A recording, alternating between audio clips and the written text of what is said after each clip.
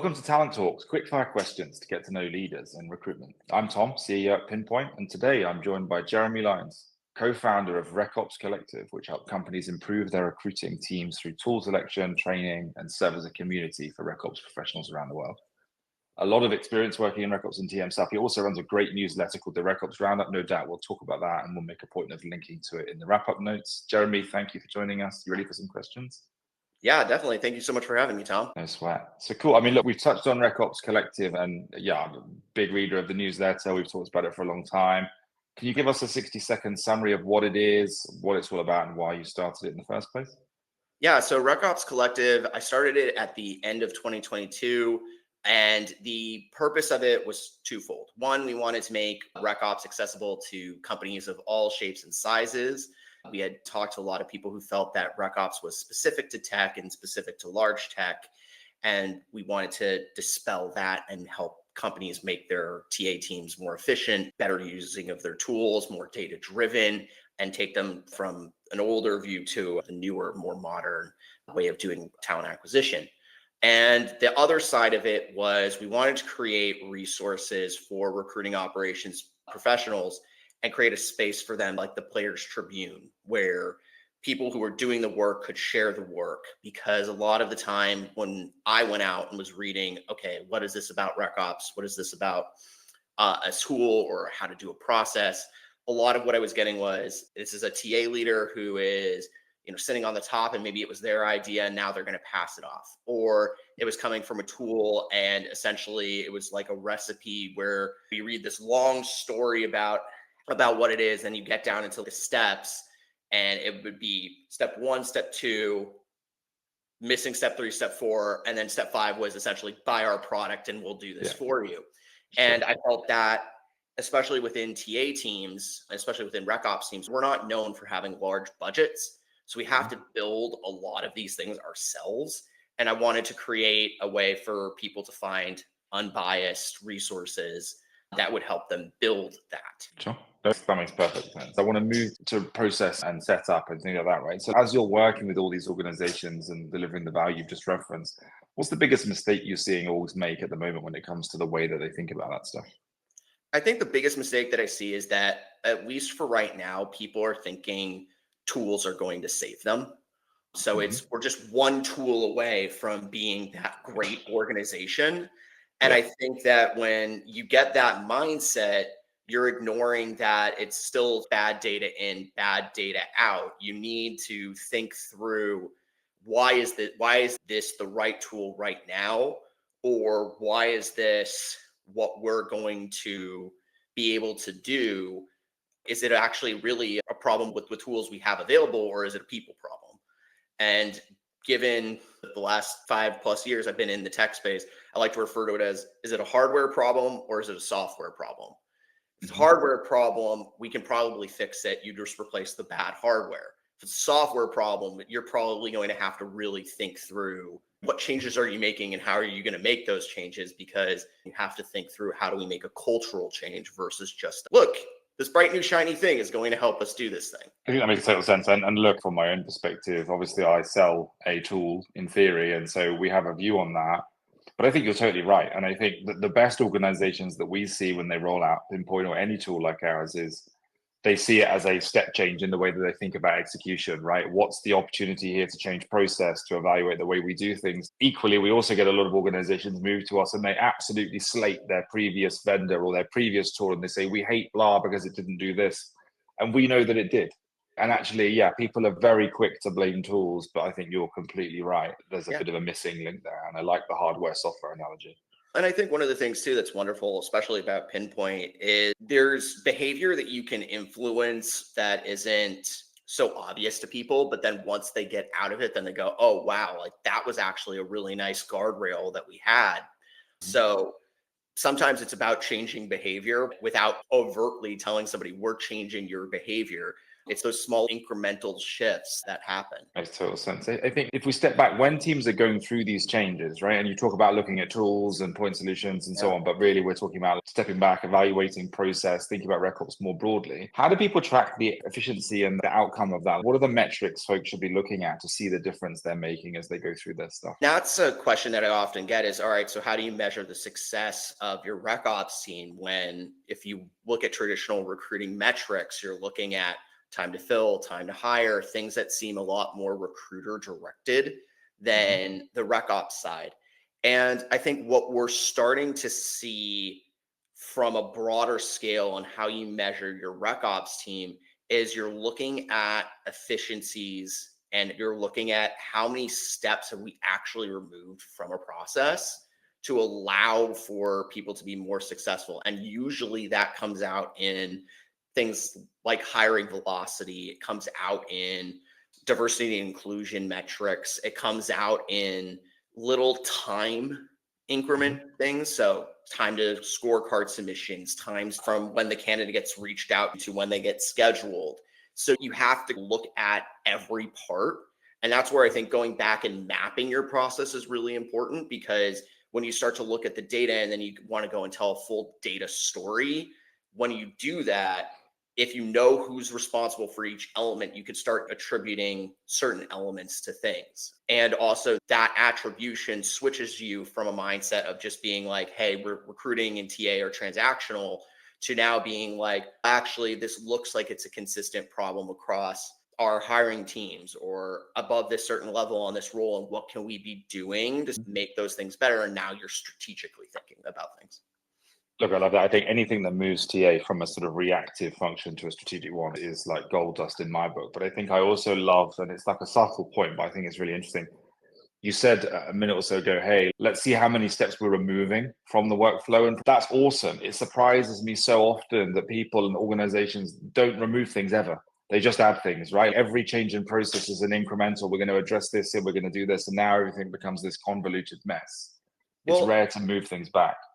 And the thing that I would say, and it may or may not be viewed as a hot take, but when I look at recruiting operations teams and I talk to people on the recruiting operations front and we have these conversations, the elegance in what you do is not in the complexity that you introduce. The elegance in what you do is, what do we remove to get it back to being a straight line?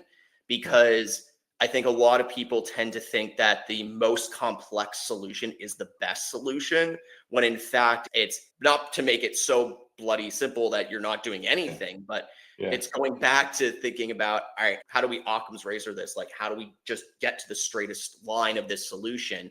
And you don't have to necessarily introduce complexity to do that. I love that, right? Like, celebrate simplicity, not complexity, I think is a super, super clear takeaway. So I love that. I think a couple of questions on you just to break it up before we get into the detail on some of these kind of bigger macro issues. So if you weren't in talent, what would you be doing? Oh, that's a fantastic question. If I wasn't in talent, what would I be doing? I've been having this conversation with myself a lot lately. I think probably I would be a chief of staff, a sales engineer, or go back to being a teacher. You're doing a lot of teaching in the role that you have now. I guess maybe less sales engineering, but I like that. Okay, that's cool. Chief of staff's an interesting choice, but love it. And I guess that digging into some of that, because I think obviously I know you and your experience, but there's a bit of a wild card. If you were going to write a book, what do you think that book would be about? Yeah, I already know what the title would be. The title of the book would be Lessons Written in Blood, and it would be my autobiography. And I think the reason for that would be I've been through a lot of really crazy experiences, but I've learned from all of them. And when I talk to people, I don't always want to give that sunshine and rainbows type answer. I want to give the, hey, here's actually the full details. I love that. So yeah, in blood in bookstores near you soon, hopefully. But I think like really nice segue from my perspective into the next question about the space more generally. So you talked quite candidly there about having seen a lot over your period in this world, right? How do you think the industry's changed over the past few years? What are those kind of big trend lines you've noticed? I think one of the things that's really happened over the last year is we've seen this explosion in people talking about AI and AI efficiency. So that is certainly top of mind to recruiting operations people. One of the things that I don't think this is just recruiting operations people specifically, is trying to figure out how do we keep the human elements still attached to a process that obviously is now going to have AI involved. It's not a if it will have AI involved, it's going to have it involved. So how do we continue to maintain great data? How do we Mhm. continue to build processes where people don't feel like a number in a machine?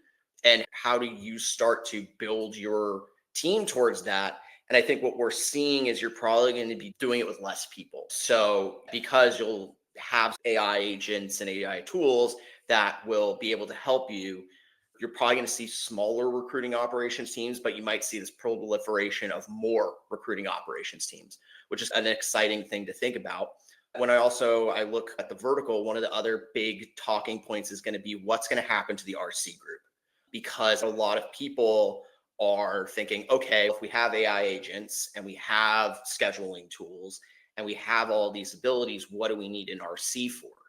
And I think that the problem with that mindset is that one, people aren't looking at RCs for their candidate experience qualities, for the project management qualities, but they're also not looking at how this group feeds and seeds a lot of different groups, not only within TA, but in other elements of a company. Because unlike other departments, recruiting get introduced to every delta and every valley in the recruiting space and all these different roles, and you find something that you love and you go down that path. And so it's going to be really interesting to see how this group evolves. But if this group ultimately ends up not evolving and getting eliminated, how is that going to impact other departments as well? No, I hear that. I guess taking a few of those highlighted themes, how do you keep it human? How do you deal with smaller team sizes? How do you deal with missing links disappearing in the process on the recruitment coordination side? You're doing some of this stuff yourself, right? As I Right. understand it, you've got the RecOps GPT and you're thinking about AI a lot and you're spending time right in the weeds. Like, how are you taking all of these things into consideration as you tackle some of these challenges yourself? Yeah, I came up as a recruiting coordinator, so I still have a great affinity for that group and for everything that I learned on that. And Mhm. I'm not going to lie, it's hard. It's hard having conversations with businesses that basically say, we're thinking about eliminating our recruiting coordination function and replacing it with these sorts of elements. On one hand, where you're looking at where there are efficiency gains, on the other, you have to think about the very human element of you're talking about people possibly losing their jobs. Mhm. And I think one of the things that keeps me very grounded in the don't run to tools immediately sort of function, because people can solve some of these human driven problems, is the fact that every week I do a post around all the layoffs that have happened over the past week. And I spent the majority of last year looking for a full-time job. As much as I love the RecOps Collective piece, I still Mhm. keep my eye out for a full-time role, because as much as you can love doing the work, the thing that nobody tells you about starting your own business is now you got to do all the business development work. Yeah, yeah. You like doing the thing that you're doing, but you're doing business development work now. You have so many more things, so many more obligations that you oftentimes don't get a lot of time to do the work that you actually love to do and why you started the business in the first place. But one of the things that I keep doing is I keep an eye out for all the recruiting folks who are getting let go in these movements. And I think to myself, okay, how can these people, what is the evolution for these folks? Because you're talking about huge knowledge drains as well. Yeah, no, I hear you. And there's so many things going on there. It's a difficult balance. And I think it's interesting for me because to your point on starting your own organization and things like that, arguably the more successful that organization gets, the further away you get from doing the piece of the puzzle that you love doing and that you're extremely talented at, right? And so there's that like interesting dichotomy that actually gets net worse rather than net better over time. And I think most people don't realize that until you've gone on that journey. But Yeah, yeah. cool. So we've talked about GPT, we've talked about AI more broadly, we've talked about these big thematic trends. As you look forward to 2025 and beyond, Mhm. how do you think RecOps professionals are best equipped to deal with this stuff? And in your own community, what are you hearing on the grapevine about challenges or things folks are contending with? Yeah, I think one of the kind of major challenges or continuing challenges is going to be, what does good AI look like? What does AI in our process look like? And what are we going to need to maintain for that? I think the other challenges that people are going to be looking at is how do we switch and move to more modern recruiting metrics? I think that's going to be really important. And then I think This is not necessarily like a hot take, but I think it's probably going to see more of a conversation at the end of 2025 is, does recruiting split off from your traditional people team, HR team, to now have a chief talent officer? Because especially for companies that are switching to more of a skill-based hiring model and talking about going skill-based hiring, which is obviously going to be a huge trend in 2025. Does this thing need to be split out into an entirely different group? And then that will obviously impact recruiting operations professionals, because now is that going to create more growth path for us? Is it going to create more opportunities in different places? I think one of the biggest questions amongst recruiting operations professionals is, once you've hit the recruiting ops manager, it becomes, what is the next skill? Where is my next move? How do I get off this ride if I want to be leading a department? We're going to start seeing more recruiting operations people probably becoming more heads of TA types. And then the other thing too is standardization in recruiting operations. I gave a speech about that a couple of weeks ago at the RecOps conference. There is a desire for people to understand, if I have these skills, this is what these skills will translate to in my RecOps career. And if I don't want to, and I want to stay at the same level, or I want to get out, how do these skills translate into other places? That's super, super useful advice and a great perspective. Thank you for that. I think last question as we move to wrap, and it's a bit of a wildcard one again, but always interested in understanding, like, if you were to attempt to break a world record, what would it be for? I don't think that there are any recruiting operations world records that exist. So maybe if I make one up, like maybe most interviews scheduled in a single day, or maybe most dashboards built in a single day that were effective dashboards, I'd have to give it some really serious thoughts. Makes sense. Yeah, back to your RC days and leveraging all the skills you picked up then, right? Yeah, exactly. I definitely know what I wouldn't want my world record to be, which would be like most hours spent in meetings. I'm with you on that. I'm totally with you on that. Awesome. Jeremy, thank you so much. We've got through 10 questions. Really appreciate you joining me. If folks want to learn more about Jeremy and stay up to date with what he's doing, you can follow him on LinkedIn, and please do go and subscribe to his newsletter, The RecOps Roundup. We'll put the links to both in the show notes. Thanks for joining me, Jeremy. All the best, and thanks for listening. Thank you so much, Tom.